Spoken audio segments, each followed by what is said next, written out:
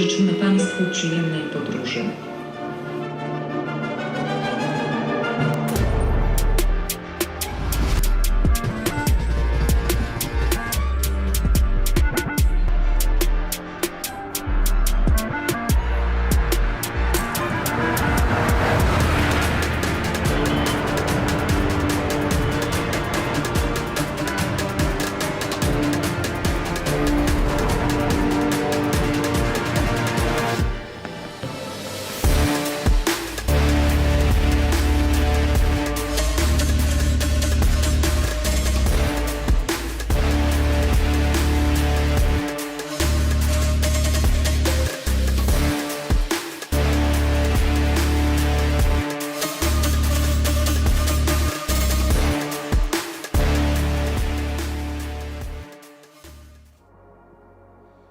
Szanowni Państwo, witam bardzo Ladies and serdecznie. gentlemen, welcome at the panel discussion No to Violence Against Women.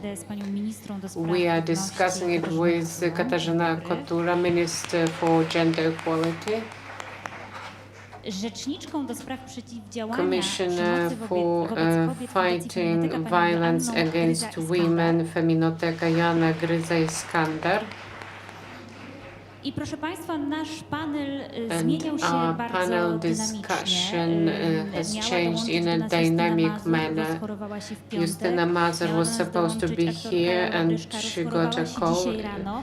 Ale Laura kobiety mają to do Breszka siebie, got a że w cold chwilach, w których today in the potrzebują morning, wzajemnego but wsparcia, we as stają women na głowie i support each przybiegają w other, wysokich szpilkach z and we panelu, are on który high zakończył się przed heels chwilą, aby from wesprzeć, the previous i panel tutaj, więc discussion. dołączyła do nas, za co jestem So serdecznie we are wdzięczna. very grateful that the Psychiatrka, psychiatrist, influencerka Maja Herman.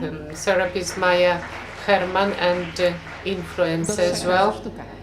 Ja się nazywam Joanna Gutral, Joanna jestem Gutral. psychologiem, I'm a psychoterapeutką, psychologist and adiunktką therapist, Uniwersytecie and w I Warszawie. work I at przyznam the szczerze, że z dużą SWPS tremą, University in przyjęłam Warsaw. zaproszenie do moderacji tej And rozmowy, I was ponieważ miałam takie poczucie, invited to moderate the panel discussion, and I was concerned. I don't study violence against women. I work with women who are victims of violence, but am I the right person to be a moderator of this panel? Aczkolwiek nie one będą osią And we are not going to focus on some of the aspects that I thought about. I divided this panelists into three departments: legislation minister, department of NGOs and action for the benefit of women, Feminoteka Joanna, and Maja, you. We haven't had a chance to discuss it yet. I'd like to ask about networks and about social media, and I have this feeling that this violence is against female experts as well. STAR's report in 2016, 19% of women in Poland suffered from physical or psychological violence from a partner or husband, 33% in the EU, 16.5% of women say they have observed the use of power, 57.7% never report rape at the police. These are awful data, and I was shocked when I compared this data not only in the form of percentages, but taking into account lives, histories and sufferings that are behind these numbers. Minister, what has changed and what changed during the last 8 years? Good afternoon. I'd like to thank for the invitation to this panel discussion with wonderful experts that I have an honor to know and meet during such important events. We are a diverse group, and speaking of combating violence against women, we have lost a lot of time, and on the basis of the political decision, Minister of Gender Equality is part of the government. I was appointed, and the competence of the Commissioner for Gender Equality in the Ministry of Family, this position was moved to the Chancellery of the Prime Minister, and since July I am the National Coordinator of the governmental program on fighting of violence against women. So our ministry has two pillars. One pillar was equality, and the second pillar, fighting domestic violence. In the case of gender equality, not much was done, but in the area of fighting, combating violence against women, 50 million annually is contributed. There are specialized centers for support for women, which reported to the Commissioner for Gender Equality, and there were ministers who were male commissioners, and they were dealing with this subject. So theoretically, there was some money. Year on year, the number of funding was growing. In 2023 and 2024, the amount of funding increased. It is extremely important because the national program of counteracting domestic violence, and we have the Act on counteracting domestic violence adopted in 2005. So my ministry carries out preventive work, but also offers support for those who suffered from violence. At the central level, do we have this support? Not officially. And during the last 8 years, NGOs were doing it instead of the government, and Feminoteka is a wonderful example that shows how to build this network of support. But even 20 NGOs will not replace the government, and they shall not do the job of the government. Plus, all this support for those who suffered from domestic violence shall be used for these purposes and other purposes within this area as well. We are working on the amendments to the Act against domestic violence. We studied what was wrong with this act earlier, why didn't it work a year earlier. We have also CEDAW Convention. There is the international convention that illustrates that we have to eliminate all forms of violence against women. We were developing amendments to the national program on gender equality, so we want to fight violence which is gender-based. We claim that statistical data are really shocking, and we don't forget about men, but these are usually women who are survivors of violence. Because in the case of male survivors and victims of violence, they are ashamed to report that, and you know hundreds of stories where women do not trust the system, therefore they do not report rape, or they have been waiting for years for someone who wants to interfere when the red light is flashing, and someone will help her as regards domestic violence and will show her the way where to look for help. And we can promise that we got additional funding to fight domestic violence this year, but also 15-milionowe to są naprawdę śmieszne pieniądze. Tens of millions of zloty will be increased next year, so that we are serious about this task. From my point of view, I would like to say that Asia is on my right, and she knows that me as a teenager I went through sexual harassment, and when I was an MP, for me to publicly tell that I suffered from violence, I didn't want to use the word victim. Therefore, I also asked the journalists not to say the word victim. Therefore, I'm using the word survivor, because I'm a well-aware person and I know all these mechanisms. I didn't want to be named victim, and I didn't want to be stigmatized until the end of my life.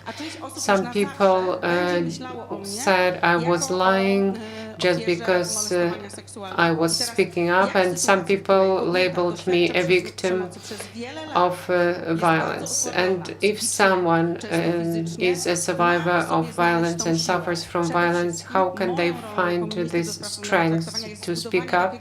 And me, as a Minister of Gender Equality, I want to build such a system so that a woman knows that if she opens the door, she asks for help, she will receive help, assistance until the very end of this trial, for example. Sometimes these trials go on for years. In my case, the prosecutor's office looked into the case for a long period of time. So at some point you feel that everyone forgot about your case. And when there is the mechanism of the reversal of the roles, and then the perpetrator initiates the attack, and you are afraid for yourself, for your family, and you have to be strong enough to resist these attacks. So in cooperation with Feminoteka and Joanna Gutral in the first place, we look at role models in the world, in Europe, and we have 2 years to build this network, and we have 2 years to introduce the directive against violence, and we have to transpose it into the Polish law, and we will take advantage of these 2 years to transpose the directive and to find funding, because CEDAW Convention, International Convention on Eliminating All Forms Against Violence Against Women, Article 5, and we have forgot about it. We have forgotten about the CEDAW Convention that says that parties undertake steps to change cultural patterns of behaviors of men and women in order to fight superstition, bias, and other practices that mean that one gender is better than others, and stereotypical view of men and women, and nothing has been done here in the area of 8 years, and we have also focused on education. So your personal experience is valid and valuable. And Joanna, I will turn to you. You actually carried everything that has to do with violence. It's physical, it's economic, and it's negligence as well. Definitions that don't reflect what is happening within. So what were the challenges that you were facing? Because I believe that violence as a stereotype seems to be a marginal phenomenon which affects a small group of people, which is not the case. It may be a tricky thing. Not many people realize that they may be survivors of violence. I was born in the 90s. I had no influence on violence.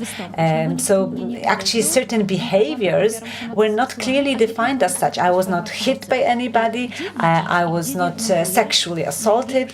So where do you see the greatest space for education, prevention, and providing support? Teraz, okej. Ty wspomniałaś o jednym z Okay, takich you właśnie częstych mentioned mitów, a typical myth or stereotype which appear in social perception of violence. I powiedziałabym, że gdyby to było And tylko I would społeczne say przekonanie if it was just a o social przemocy, perception to of wiele. violence, Gorzej, no jeżeli problem. stereotypami na But temat the przemocy, problem is that stereotypes and myths about violence, about who are violence survivors or how they should behave, is adopted by institutions, the police, the prosecution, prosecutors and courts. Okay, the medical university study about behaviors says that half of the medical providers did not know procedures of how to proceed with survivors of rape, and some didn't even know if they had forensic kits to take evidence.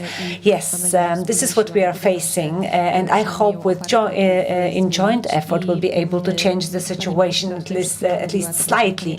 And as the minister said, certain legislation changes are required, and that's crucial. But what is even more important, and let me refer to your question, where is the space for education and prevention? It's the enforcement and actually applicability of law. The law is quite good. I believe for 3 years now we have had some progressive provisions about immediate isolation of perpetrators of violence. So if there is domestic violence and the police come to an apartment where violence occurs, they may issue a 2-week immediate ban order on leaving the premises, and they may prohibit the perpetrator to even come close to the survivors. But half a year after that regulation was enforced, we realized that there is a great distinction, a great difference in the way how this one single regulation is applied and interpreted in different regions. So it's not like there is 10 times more cases of violence in one region compared to another. It's probably the fact that we do not have sufficient training of how to recognize that something is an example of violence and how the new provisions should be applied. So that's something we can change, and this is, I believe, is one of the greatest challenges. Okay, of course, the law has to be good and procedures need to be in place, but in our assessment, the procedures in place are not so bad. The problem is how we follow the procedures. So I would like to refer to the myths and stereotypes that you mentioned, and the fact that very often providers, medical providers, or staff of social services, the police or courts, they don't actually know how to behave with people who experienced, for instance, rape or violence. We hear like true stories, and Feminoteka specializes in survivors of sexual violence. Actually, any woman who experienced any form of violence can contact us, and she will get help. But we specialize in preventing sexual violence because we believe this is the most neglected, institutionally neglected one. And I can elaborate on that in a moment. And we have psychologists who talk to women who contact us, and they hear their stories, how they were treated by the police, doctors, the court. It was actually worse than what the original perpetrator committed. So this is a red flag, a huge one. And let me refer to what you said at the beginning, the report of STER Foundation study. Less than 1 in 10 women report rape to the police. When you hear the police statistics, there are not too many cases of rape. Well, that's a terrible picture because women don't trust those institutions, and they know that if they go there, they will be re-traumatized, re-victimized, and they will receive an awful treatment. And this is why they don't trust the system. So what we need to do is we need to transform the system so that a signal is sent to the outside. We are ready, you can trust us, and we are able to help you. And that might actually change the situation, and hopefully there will be more cases reported. Let me add a question. So when women contact you, what kind of support can they get? First of all, Feminoteka's support is free of charge, absolutely. We have two call centers, one in Polish, one in Ukrainian, Russian and English. And through those call lines, women can enroll and have scheduled their appointments, consultations, and they can get first help. So this is legal, psychological, psychotraumatological help, and we also extend social services help. We can actually have a person who can accompany a survivor to the police, to the emergency services, or to a forensic specialist. So we also provide a shelter, we also have a shelter, and we have a first aid contact point to survivors of rape. So Feminoteka 1 year ago decided that we will not wait for the state to change. And as an NGO with no state support, we did what the state is required by the Istanbul Convention. So we have a point where a woman will be provided with any kind of assistance in case she experiences rape. And we did it on our own. Well, thank you for that. Maya, you exist in the virtual space and you focus on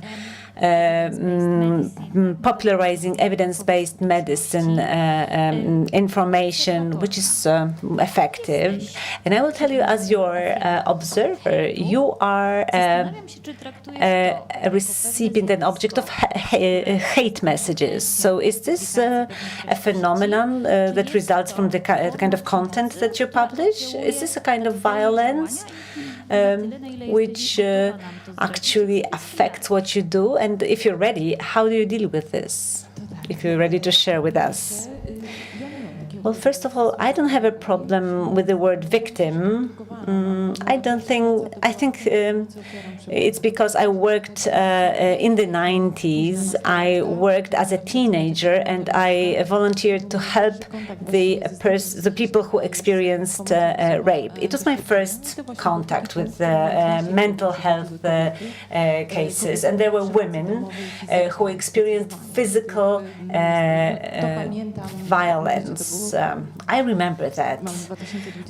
This is 2024, and I'm talking about late 90s, 1997. You know how many years ago that was. And I remember it was a shocking thing. You know, I was 17 years old. I wanted to be an activist. I wanted to save trees, save the planet. And I was shocked that, you know, you may not leave a person who is violent towards you. And those women actually gave me a lesson. They taught me why they won't leave their partners. And this was a big lesson. And then my life has taken a long path. So my professional life is not really connected with this subject. But when you are a person who experienced violence, you experience emergency things, a crisis in your life. So first of all, there appeared a network. Are we streaming this conversation? If okay, it's important. I wanted to tell you a quote, but I won't since we are streaming. What happens on former Twitter, now X, is beyond human expectation. I absolutely don't agree with this statement that if you share controversial subject or knowledge, you have to take into account the fact that people will react violently. Well, I noticed at a very late stage that I actually became very resistant. But it's just because my friend told me who told me that whenever I quote something, whenever I mention what happened to me, I say, "Oh, come on, it's just a little thing," and she says, "No, it's not." And she once told me, "Hey, wake up, what you're experiencing is violence, it's mental violence." I use feminative versions of, because I call myself a female psychiatrist and so on. People laugh at me because they say I'm mental, I'm not, well, and they also laugh at my femininity, at my small cute little dresses, pink high heels.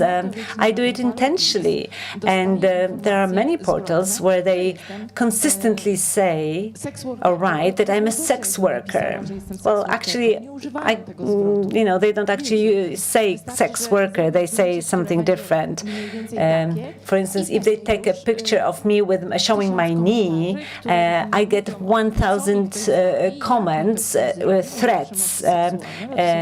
Literally including sexual threats. And I keep getting private messages with exposed genitals, which I believe is violence too. So of course, you can try, but you never expose all your genitals to a different person, right? And sometimes I open a message and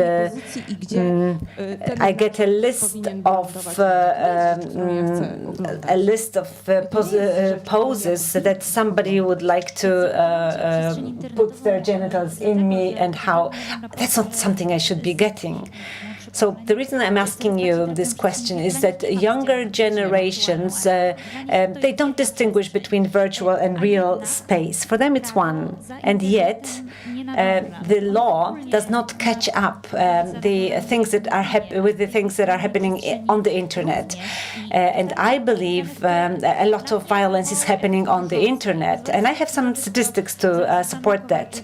Zuzanna Kowalczyk of Gazeta Wyborcza. She said that the most scary data about domestic violence, which is a global phenomenon, 2 out of 5 murders on women are committed by their partners.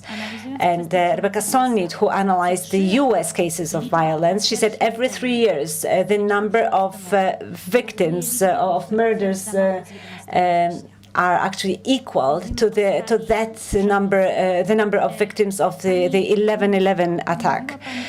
Minister, you mentioned what happened in the time interval of 8 years before you got to power. I'm talking about now prevention and the future.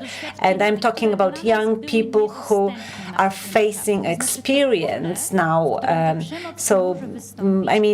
This is space where violence can appear. This is actually a growing space. So what you're doing is one thing, but what about prevention and education? This is extremely important. Prevention and education, this is the most important thing. What has improved? Cooperation between departments is there, which was not there before. Speaking of regulations about what is in the media, social media, the Ministry of Digitization is dealing with that. Plus, we have to train law enforcement authorities, and I have something positive to say about police. Police has done most to improve the situation. It's still not ideal, of course, but me as the Minister of Gender Equality, I'm facing with the engagement and involvement of healthcare staff. If you look who reports and who uses the blue card, 4% education teachers, basically, who can see certain sign of violence, and they can observe children suffering from various types of violence, and they conclude and can prove that there is violence against kids. and only 5% from healthcare staff. When we started working, we have Article 12.A when there is a threat to health or life of a child. So as regards counteracting violence against women, we have noticed situation that based on Article 12.8, threat to health or life, we have to fill in the questionnaire to assess risk to health and life. And there are three types of forces, so social worker, police, and healthcare worker, for example, rescue. And unfortunately, it turns out that ambulances don't want to arrive after this is reported if these are minors, for example. And it shows that we, after analyzing the situation, we have outlined this weak spot. The tragic history of a woman who was kept near Głogów in a cellar under the hospital. After she was taken to the hospital for the third time, she was saved, which means that twice when she was in a hospital earlier, who was a survivor of physical violence and was kept in the cellar in a house, and I can't believe that healthcare professionals didn't notice any signs. So we do offer training sessions to those who are working on the helpline, and we cooperate with the Ministry of Health to improve their reaction. Healthcare professionals have to react because we can see a lot of drawbacks here. I can't believe that a woman, a survivor of violence, was in a hospital at least twice. She had signs of violence on her body. We received a lot of such reports on other occasions that neighbors were aware that violence was there. Teachers, it's 4%, but maybe it will change when we improve the standards of care for minors introduced by the Ministry of Justice, with which we cooperate closely, especially as regards children. So this will be a breakthrough, I believe. We're at the threshold of cooperation here, and we have to work on healthcare professionals' awareness, and Feminoteka offers the hotline, which is great, and I was in Belgium and I witnessed something like that. They have 13 help points for those who went through rape, and these professional units are financed by the government. And with Feminoteka and Joanna, we have been discussing it for weeks. This is the way forward. We have to build a system, a network that specializes in different forms of assistance depending on the type of violence, and ministers have to cooperate, and we will create a magic system, which I write with a capital letter, which is going to operate as a real system, and every woman, every man, every kid will receive assistance and help. When? It is already in process. We work on Article 12.A, and soon we are going to have the regulations, so we will take care of this article, but it is also dependent on the funding and systemic changes starting the beginning next year.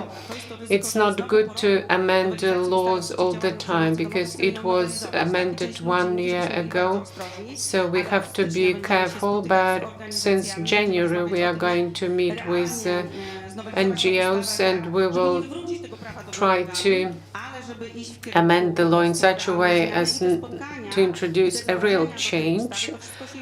And we have organized quite a number of meetings. 2 months ago, we met with interdisciplinary task forces from large cities. Then we are going to meet people from smaller towns, provincial, regional coordinators are also going to take part in this cooperation, and next year we will amend the law. Świadomość rodzi działanie. Awareness brings action.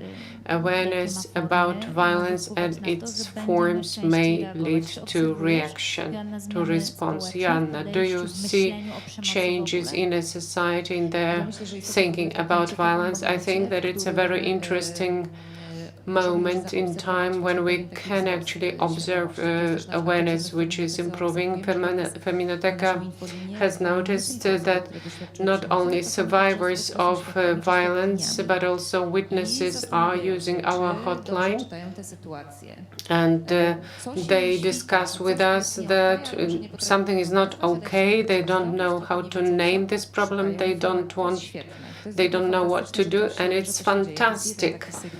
So this is about the awareness which is improving. And there is another observation this year, Pole and Rock Festival. We had a stand there and we offered workshops about how to react to sexual harassment in public sphere. So we invited participants of the festival to take part in these workshops. And 1/3 of them, totally strangers, if they are women, they started telling that they went through such a situation, their friend, their sister went through something like that, or they would nod their head, yeah, I know what you are talking about, I will take a part in this workshop. So I know how to name this problem, how to pin it down, and it's a good signal that there is a certain social awareness and there is a symbolic language already, how to use the sign that I need help. And in the context of physical violence, sometimes we hear that there are some people fighting next to us once, second time, third time. Shall we intervene? Shall we interfere? Is it violence already? Is this a violent argument already between our neighbors? I'm not speaking about that we don't feel at ease, but whether we interfere or not. We always tell that regardless of the type of violence, but we have to be careful about our own safety, so a dead rescuer will never rescue anyone. So yes, we have to react if it's safe for us. It is better to respond rather than be indifferent. The case of Lisa is an example where there were signs that we should have reacted and people did not react. I'm not blaming witnesses of these events because for them it is really shocking that they didn't do something and it was then too late. And during the workshops about reacting to sexual harassment in public space, people are concerned, maybe I do not read in this situation, maybe they're a couple and this is their, style of communication. I think it's better to react. And if everything is okay, they would say, thank you for reacting, everything is okay, if we are wrong. But there is a high probability that we won't be wrong. Statistical data again, Ipsos studies,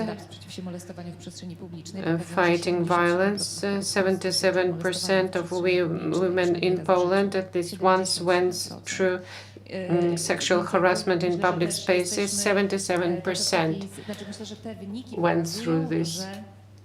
These results show that women live in the world where violence is around them, not only in Poland, but in the so-called Western world. Not only, but we are more knowledgeable about this region. Australian research shows that teenagers in Austria believe that sexual violence, it's not the question of will I be a survivor of that, but when it will happen. So it's so widespread that we kind of accept that it is part of our lives, but it doesn't have to be. And if it becomes part of our life, we have to report. A social experiment. Who of you went through catcalling? What does it mean? Catcalling. These are comments referring to your attractiveness. I'm not sure it's good for streaming, but for example, when you pass some construction works, there are some construction workers who comment and shout your skirt, or what would they have done if they were not on the construction site right now. And Australian teenagers are saying that it will happen. The question remains when. Language forms, shapes the reality. I didn't know that it was called catcalling unless in the 90s I heard about that. When we realized that this is the name of this phenomenon, and I understand it shouldn't have been happening, I get a tool of reacting to that. As a psychiatrist, Maya, you mentioned in the beginning, in a cabinet, you meet people who went through such experience and they have different difficulties or disorders in terms of their mental health. Do you think that you don't have to tell your patients that yes, it was violence and they are aware that this was violence? Or maybe this proportion has changed? Yeah, it is changing. More and more women come to the cabinet and they say, I am suffering from violence. This is a very noticeable change. It is extremely well noticeable because I'm holding the mic. And I am instead of another guest here, which is fortunate for me. During specialization, I specialize in mental health, in psychiatry. I didn't have any classes during my education. I didn't receive any tools.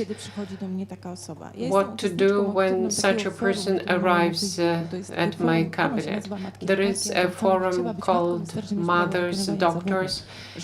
You don't have to be a physician actually, but mainly these are physicians, and we usually raise this question, what shall I do? Because a woman approached me who went through violence, such violence, such violence, such violence. Sometimes there are questions. Do I do a medical checkup? Is it my competence? We have to realize that it's not ignorance or negligence of our health workers.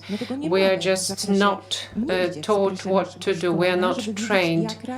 We don't know how to react, and therapists don't know that, and they have the law to regulate their profession.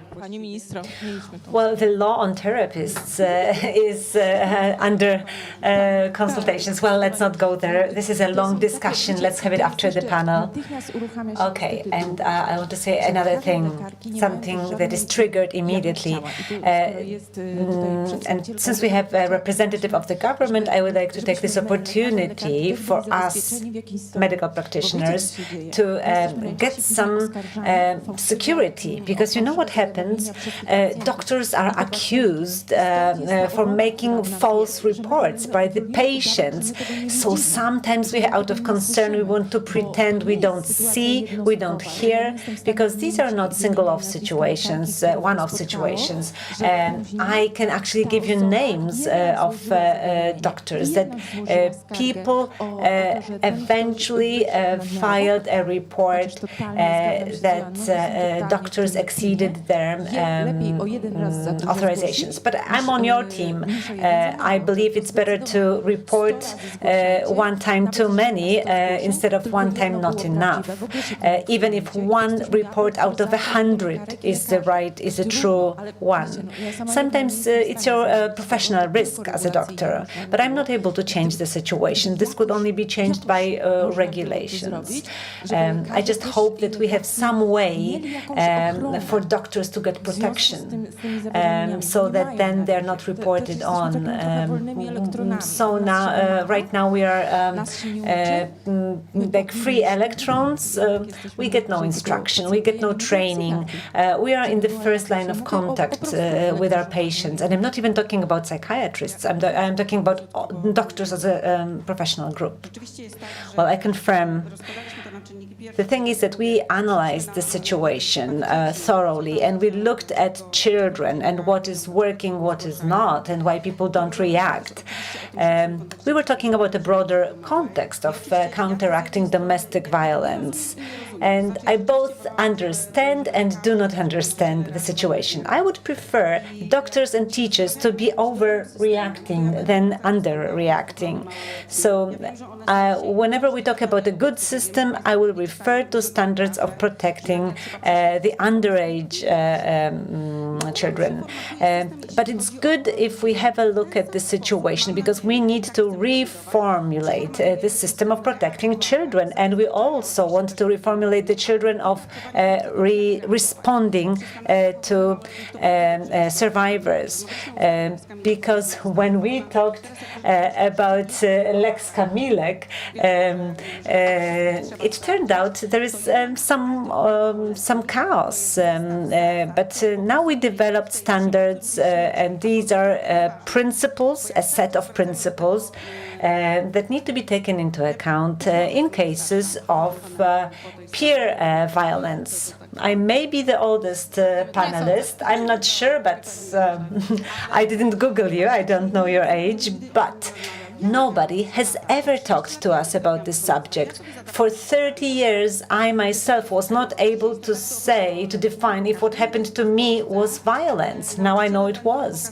And today, actually, teachers can teach children that is violence, that isn't. So the standards for protecting children have clearly defined procedures so that they know how to react. And that system needs to be secured from all angles. And I insist that I'm the oldest panelist. Okay, let's just check your ID. I have a daughter who will next week be 24. And what she experiences, or she might experience, is the world I don't know and don't understand. But that is about cyber violence, which you mentioned.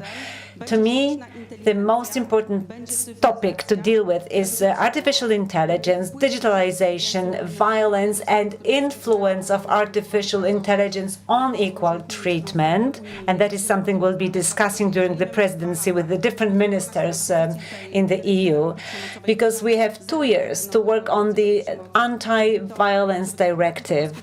But in order to introduce certain things to the Polish law, we need to recognize the situation well. And what my daughter, who is 24 this year, is afraid of is revenge porn, artificial intelligence, and it's something that we, with all due respect, ladies, we have never encountered. So these forms of violence have to be or require intersectoral, interministry cooperation, and we need to protect the younger generation against that. And especially, I'm talking about young girls. They are the ones ones who experience and will experience these kinds of violence. And I'm not sure that we as the ministers have sufficient knowledge to claim we understand the monster, that we are able to protect the youngsters. But we are willing to learn, and that's a challenge we're willing to take. Well, awareness influences changes in law and in life, but reality is expanding, and technological changes happen. So it seems that technological changes are far greater than generational changes. So we need to take this multi-level approach.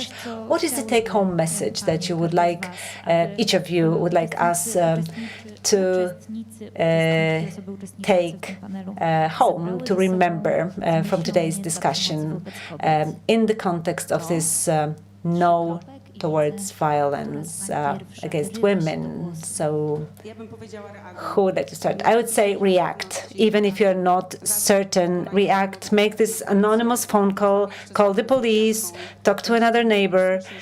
If you hear some suspicious shouting, if you see somebody who may have experienced violence, even if you're not sure, please report. Sometimes it's coincidence, but let me remind you this case of a woman who was locked in a small cell. We cannot let this happen again. We cannot have a woman who was hospitalized twice and not give her any assistance. So the system needs to be more sensitive. It's a matter of life and death. So I would like all of us to react when we see violence, any kind of violence, peer violence, violence against women, domestic violence. Let's be more sensitive. And sometimes it takes a village to save a woman's life. And it's a quote from one of the books that I'm reading currently. Our individual approach sometimes prevents us from intervening, and sometimes we say, hey, maybe it's just a quarrel between spouses. But let me remind you, we are members of a community, and we need to react. I live in a multi-family building. We've known each other for many, many years, and I am able to say if something new is happening, if something is wrong, and I bet I would react. And many times, even before I became a politician, I anonymously reacted to violence against women and children, and I never regretted it. Well, statistics say that we have 90,000 Polish women as victims of domestic violence. The estimates are much higher, so there is an opportunity to react. And I also emphasize it's better to show overreaction than to leave a tragedy unnoticed. What's your message? You have a right to a life that is violence-free. If so happens that there has been violence against you in your life, you have a right to search for help, and you have your rights. And there are people and organizations like Feminoteka and others that may help you, and you deserve to get help. Maya, I have two take-home messages. The first one is that you remember one thing. If you are thinking if what is happening to you is violence or not, it means yes, it is violence. By all, definitely is. And the second thing, I would like to redirect my message. If you are accused of violence, or if your behavior troubles someone, before you react, take a step back, reflect, and react afterwards. Think about it. Perhaps you are not the case, maybe you are the person who was falsely accused, but maybe somebody else was saved by overreaction. So think about that as well. Maybe somebody's life was saved.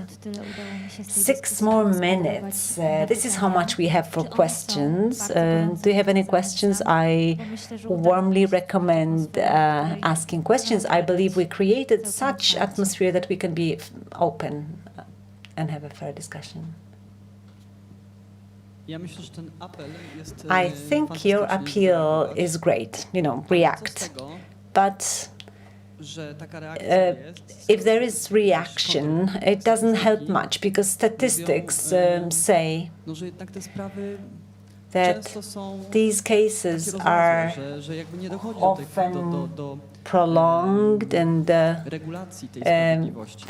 justice is never achieved, and people actually are re-victimized.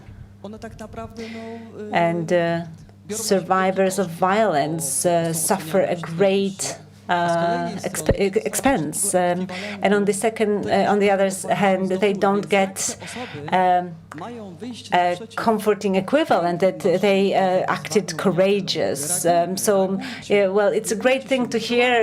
React. Let's do something. Don't be afraid. Let's be an ambassador in your case. Fight for justice. Well, it sounds great. Yes, it's important, but what can be done in a situation where the system leaves you alone? And this is actually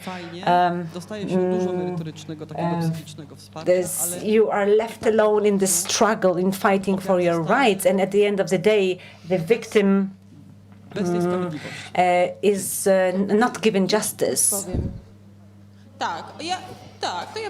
Okay, I will be a quick one. Make sure you vote for the right people. If you're voting for a party which is, in a way, violent, just in a hidden way, don't expect anybody to protect you. That's my 30-second response. We will do everything that our specialized support centers provide sufficient help. We will deliver standards. We will ensure social campaign. We have funds for that at the end of this year or at the beginning of the next year, so that everybody knows there are shelters, there are centers. But Law and Justice has never mentioned that. Now we will ensure sufficient financing for those centers. But I agree with what you said. It's up to the Minister of Justice to change the situation. A big reform is necessary. And this is really discouraging, that if you go through this painful process and the last step of the process leaves you alone and there is no reaction at the end, people get discouraged. And sometimes this situation may lead to a great breakdown or even suicidal attempts. On our part, we will do everything that is possible to let everybody know there is an effective system, a reliable system.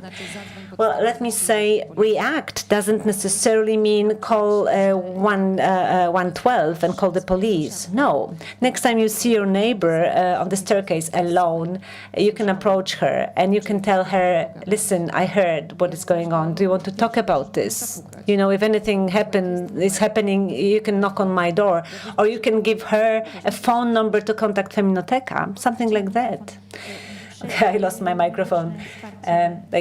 Pre-medical psychological support is something what is offered by neighbors, by friends, and this kind of support at the beginning of a crisis intervention is the predictor for success of an intervention. So I'm not saying institutions have their obligations, but I see a great value and strength in social support. I saw one more question, but we have 1 minute 47 seconds, the last opportunity for questions. Anyone? Okay, we have a gentleman with a question. I was supposed to skip my question, but you convinced me.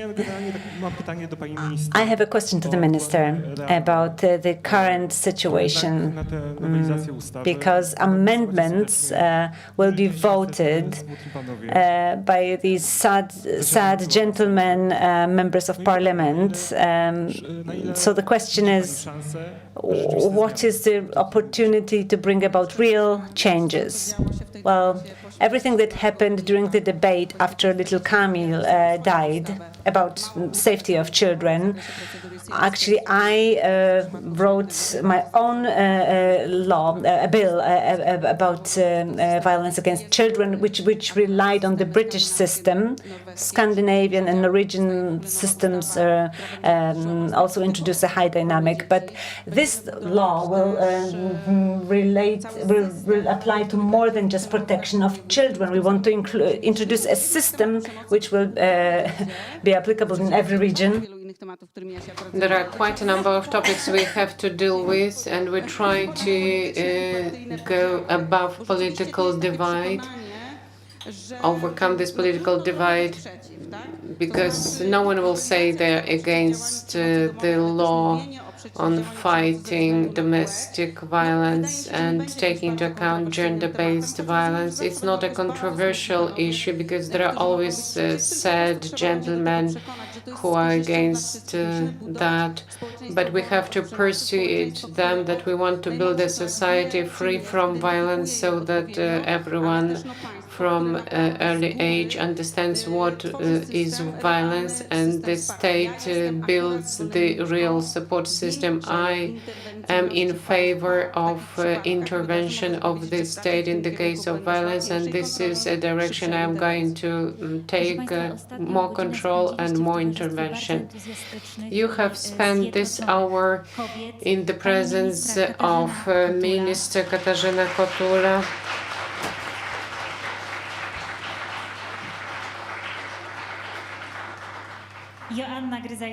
Joanna Gzyra-Iskandar, Feminoteka. I gotowa wesprzeć w ramach każdej interwencji Maja Herman, who is ready to intervene. And she is ready to support any intervention. Thank you very much. And Joanna Gutral, moderator. Bardzo Państwu dziękuję, przyjemnych. Thank you very much. I wish you nice freedom. Jedzą kanapki z kawiorem. Nadzwyczajna kasa. Obrażanie dziennikarz telewizji polskiej. Chodzi o działania polityczne. Przygotowanie ofiar dla pedofilów. Für Deutschland.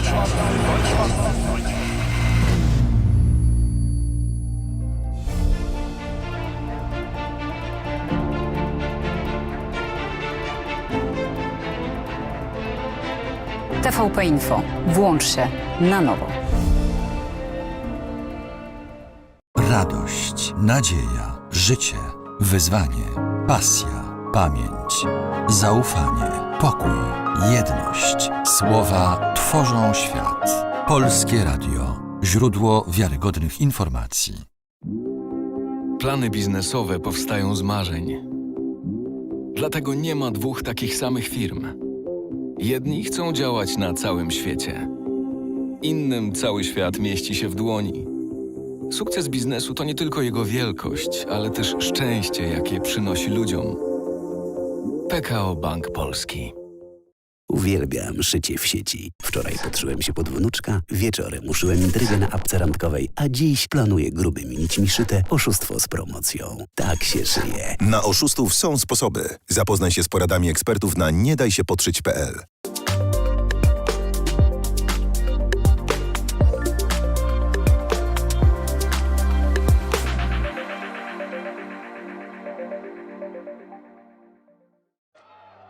It's not always easy to recognize. It may look like this, or like this. It may be a burden, but it is a responsibility that we embrace nonetheless. But if it means this for one person and this for someone else, maybe it ultimately means being there for one another. It isn't handed to us, but we know where to find it. And how it feels, how it tastes, and what it sounds like when we finally have it. It means different things to different people, but for many, it means everything. And if we all fight for it, it will eventually bring us together. Ihrer Ausreise.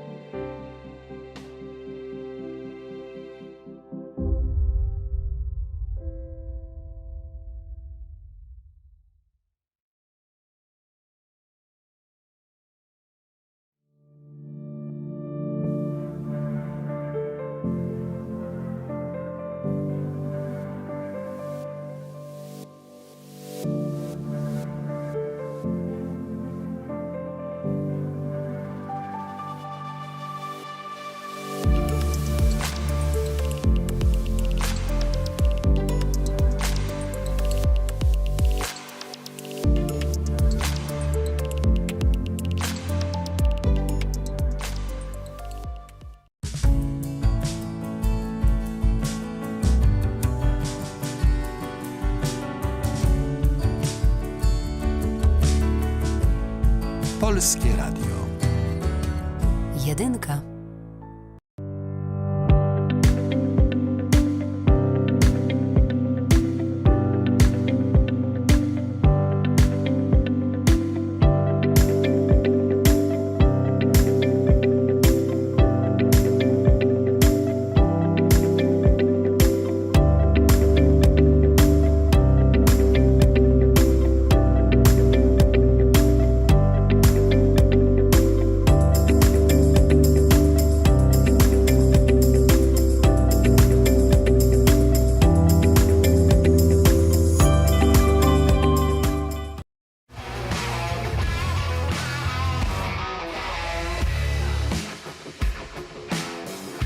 Rodzina spółek Pelion to 12 000 osób pracujących w ponad 300 spółkach w Polsce, Szwecji, Wielkiej Brytanii i na Litwie. Jesteśmy liderem w branży ochrony zdrowia. Od 1990 roku dbamy o długość i jakość życia. Pracować z nami możesz w jednym z 7 obszarów.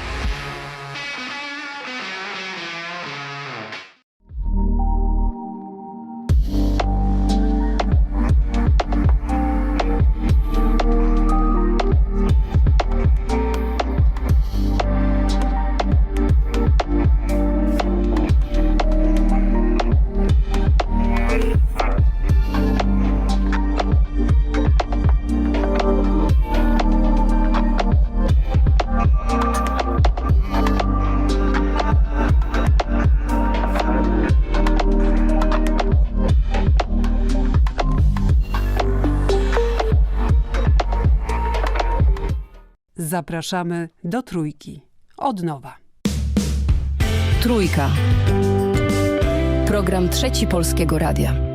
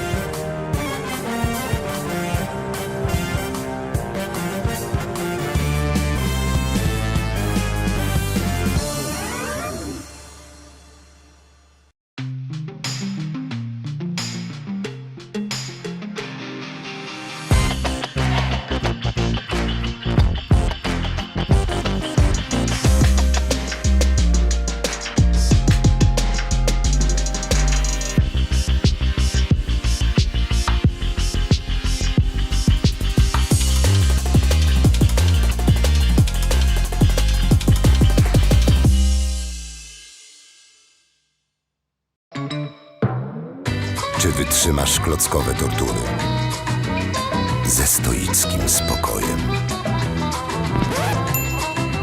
Czy w twardych negocjacjach zachowasz zimną krew?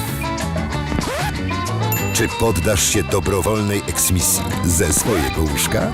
Brawo! Test na obecność serca zaliczony. To znaczy, że ty też możesz być rodzicem zastępczym. Dowiedz się jak na testserca.pl.